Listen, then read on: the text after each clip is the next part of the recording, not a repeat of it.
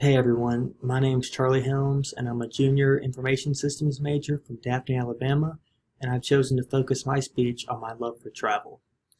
In my relatively short life, I've been to a multitude of places, which include many countries in Western Europe, the Balkans, and a variety of national parks across the United States.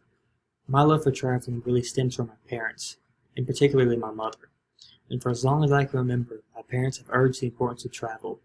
My mother lives by the words, "A life without travel is a life unlived," and I wholeheartedly agree with her. Traveling, for me, has been the gateway for an incredible amount of learning, memories, and experiences.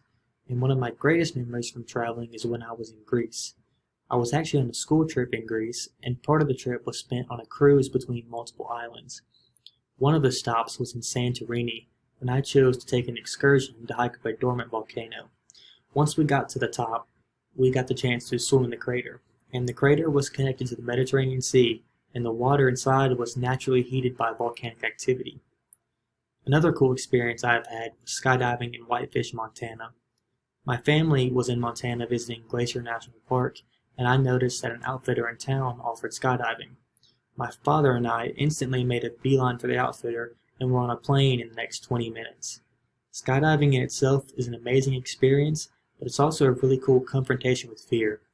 I remember being terrified to jump out of that plane, but as soon as I did, I was hit with the most euphoric feeling. I can't really explain it or compare it to anything else that I've done because the experience in itself is so unique yet so rewarding. And as I'm giving this speech, I'm actually on a road trip across the country with the final destination being a few national parks in southern Utah, and I'm recording this video while in Montrose, Colorado, which is a few miles outside of Black Canyon of the Gunnison National Park. And if any of you haven't gotten the opportunity or haven't made the time to travel, I strongly urge you to. Take it from me, it's well worth it. Thank you.